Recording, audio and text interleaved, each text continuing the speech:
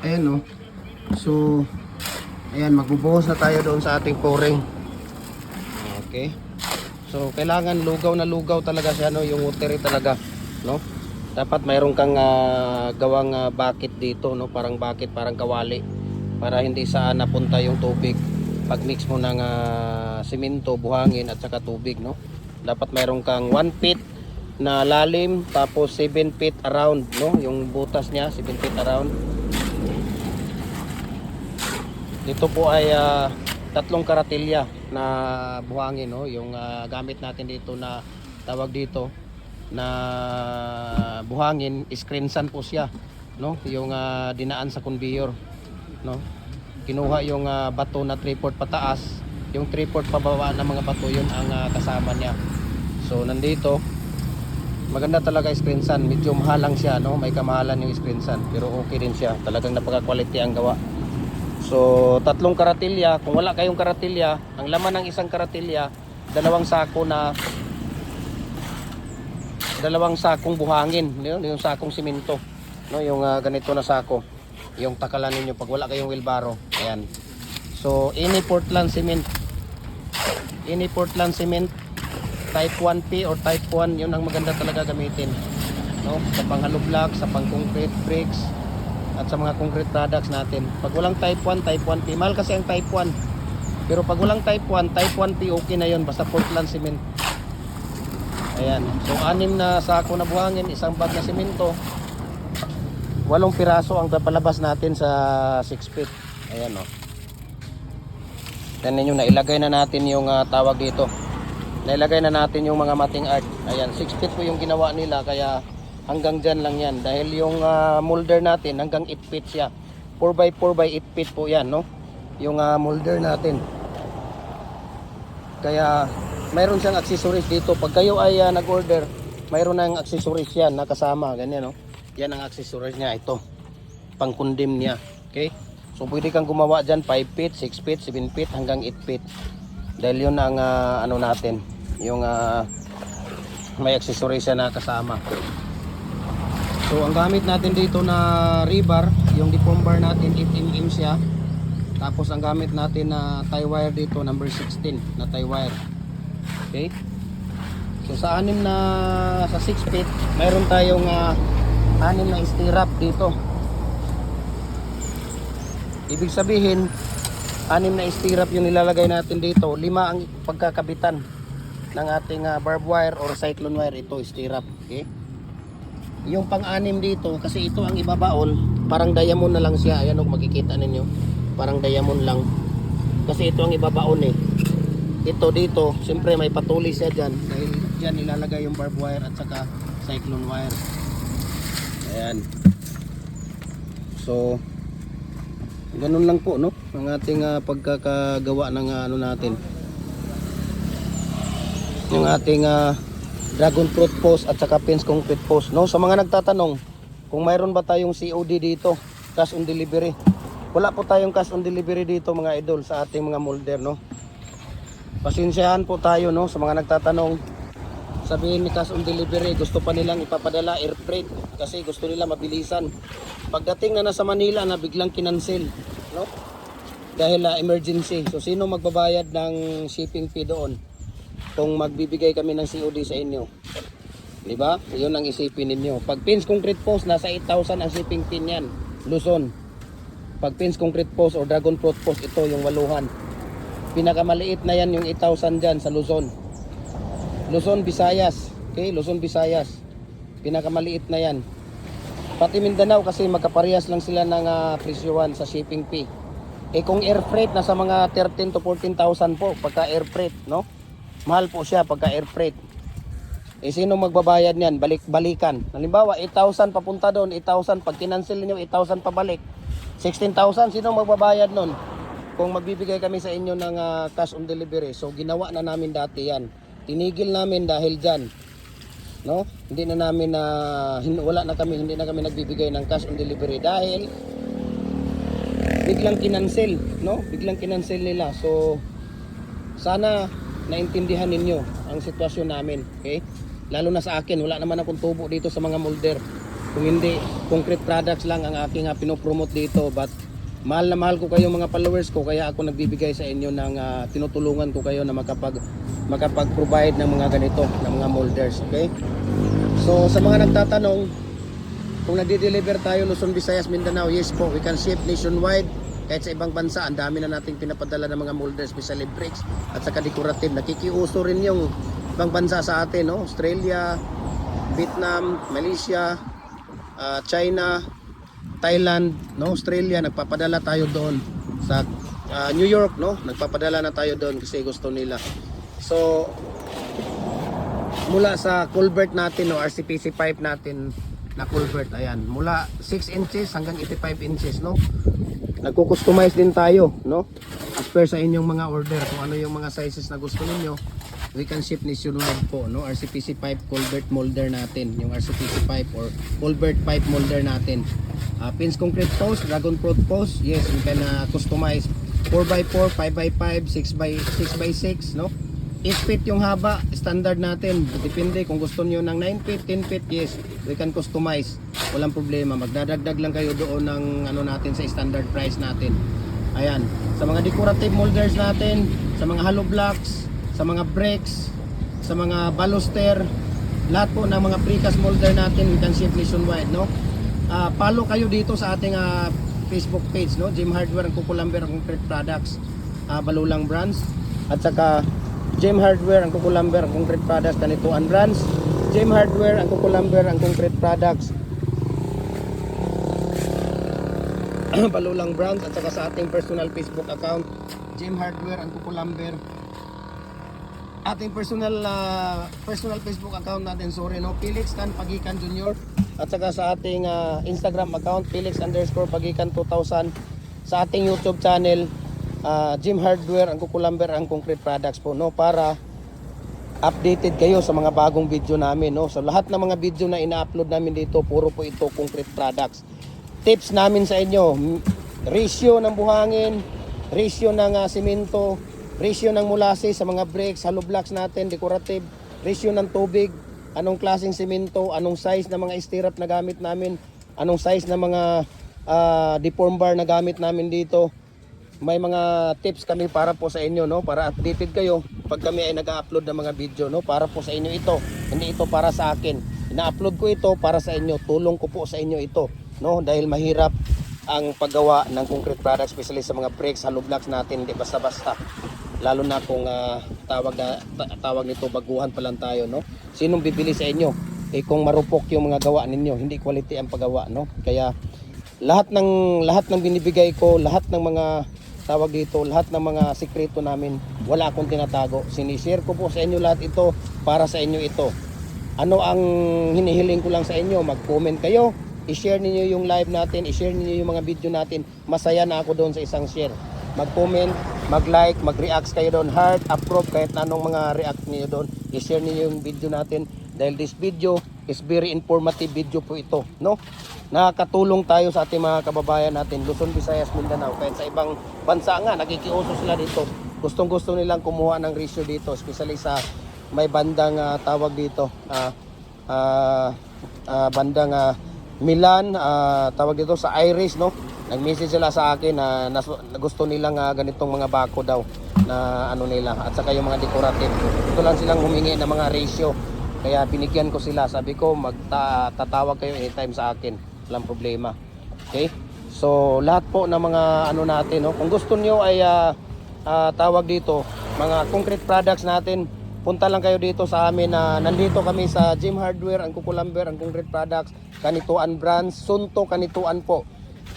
Near Bulao Bridge, dito kami malapit sa Bulao Bridge, sa ilalim ng akasya. Ayan, makikita ninyo, Cagayan de Oro City, ayan o, ilalim ng akasya. Pagaling kayo ng SM Uptown, nasa kaliwa. Pagaling kayo ng Ipunan, nasa kanan po siya.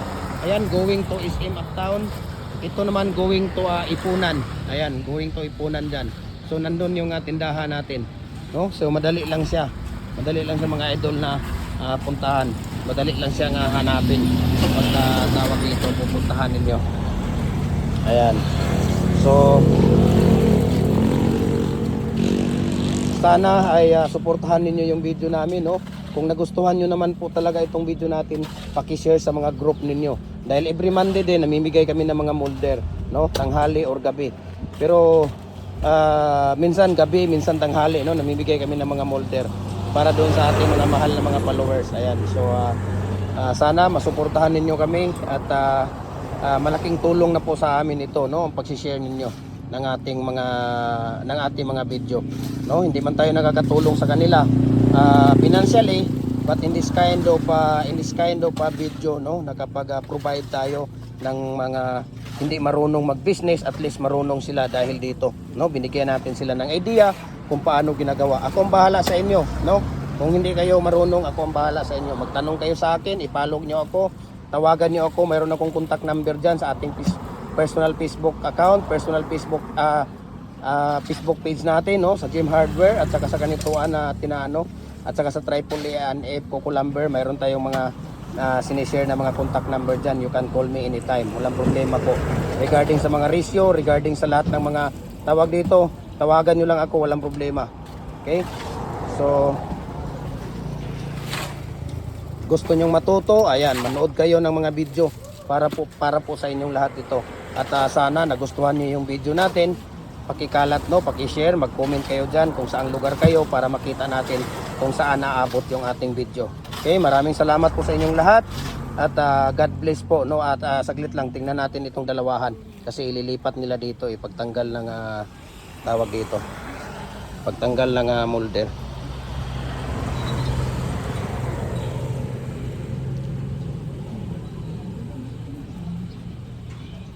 Ayan, so kailangan talaga alog-alogin, no?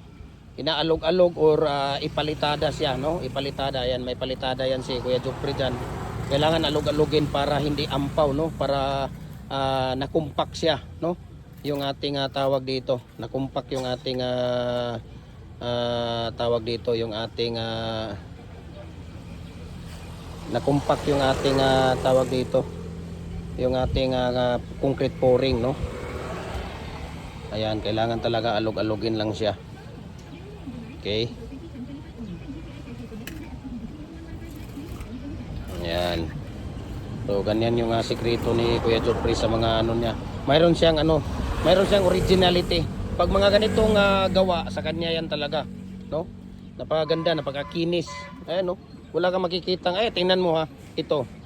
Wala kang makita dito na yung parang ano, di ba? Napakakinis, oh, kita mo ninyo. Ito yung gawa nila nung kahapon. Ayan. Pinapile nila ngayon dito. Tingnan mo, napakakinis po. Pag maganda ang molder mo, maganda din talaga ang quality ng inyong mga concrete post at saka dragon fruit post, no? Maganda din talaga, no? Kaya mainam na talaga yung original na mga molder, no? Especially doon sa hollow blocks. Especially doon sa hollow blocks, sa mga bricks, no? Napaka-importante, original talaga ang molder na gumagawa. Kagaya ng tawag dito. Dong, tanggalin daw yung isa, Dong. Kagaya nung tawag dito ng hollow blocks, no? Kailangan talaga maganda yan, tingnan niyo. Okay? Ayan, no. Tatanggalin na yan, no. Di ba? Napakaganda po. Ayan, napakaganda po. Okay? Ayan. So, napakadali lang, no? Ayan, no? Ito yung nagawa nila ngayon, no? Nakatatlong bag sila ngayong umaga. Nakatatlong bag sila ngayong umaga na ano. Ito yung ginawa nila ngayong umaga. Pag ready na yung mating ninyo, maganda talaga pagka ready na yung mating, hindi yung tawag dito. Kailangan talaga gumawa. Ayan, no? Yung mating na yan, tingnan niyo kung paano ilalagay ni Kuya Jopre yan, no? Ganun lang po ang paglalagay ng mating natin. Okay? Yan, no? Oh. Lalagay ng mating natin ng tawag dito, dragon fruit post at saka pins concrete post natin. Okay? Ayun.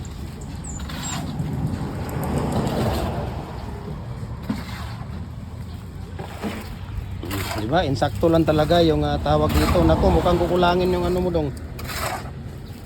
Kasi ang atakala nila dito yung ano lang yung karatelya. No, minsan kasi kulang ng dalawang pala, ganyan. Minsan sumobra konti. Basta hanggat, pero okay na yun hanggat nandyan. Tama lang siguro to.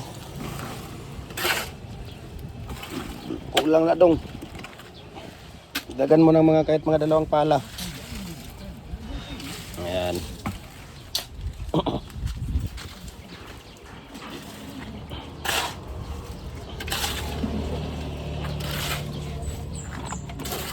Tapos dagdagan ng tubig.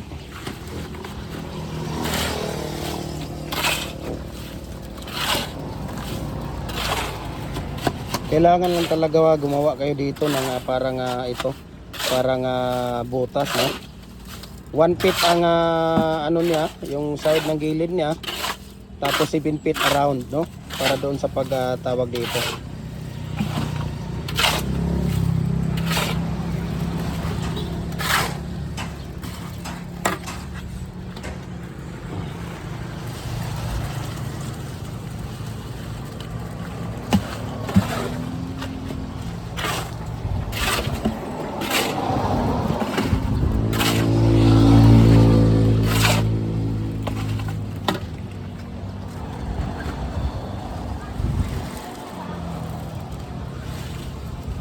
Ayan.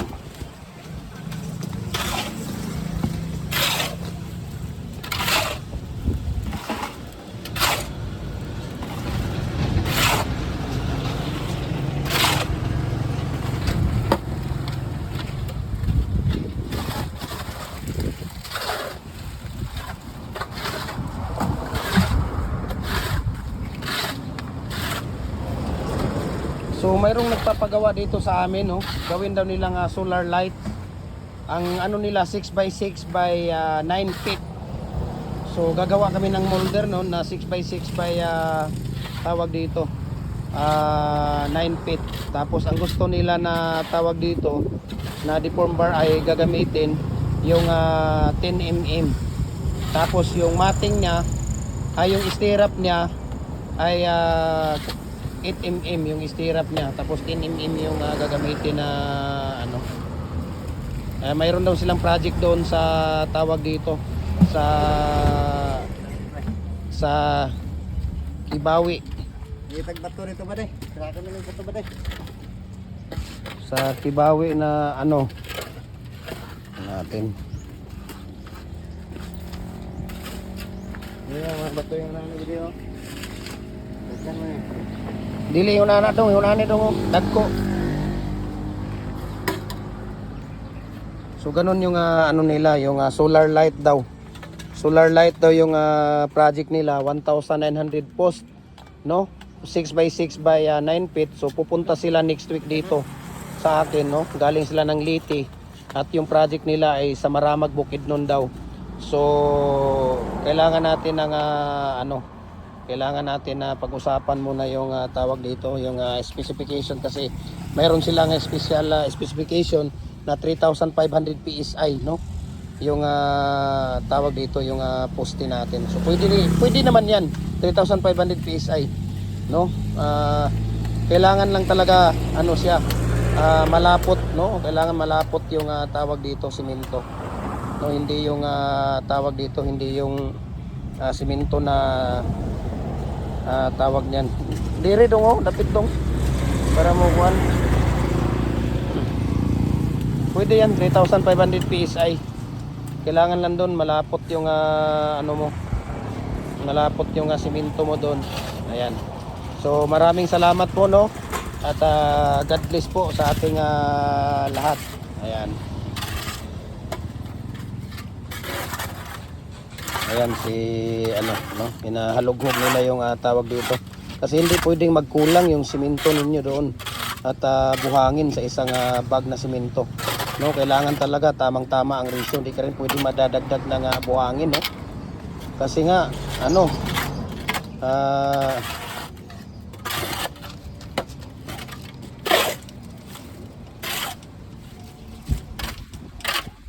ayan.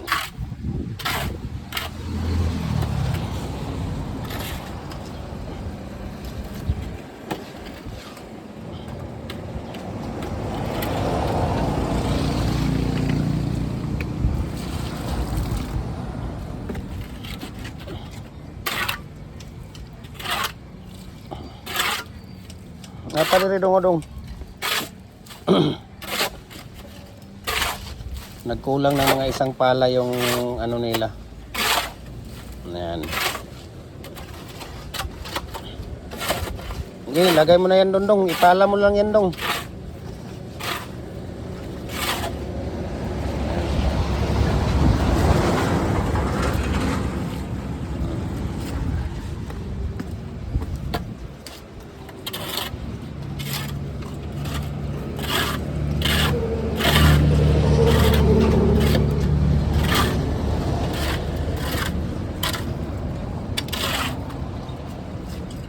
Doon yan sa dulo dong.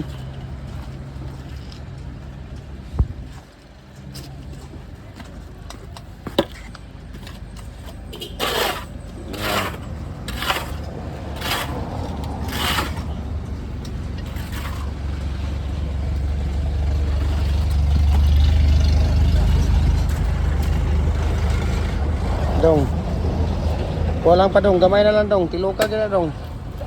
Gamay na lang gyud, tuwaltos tumoy. Na. Ayun. Tumoy oh.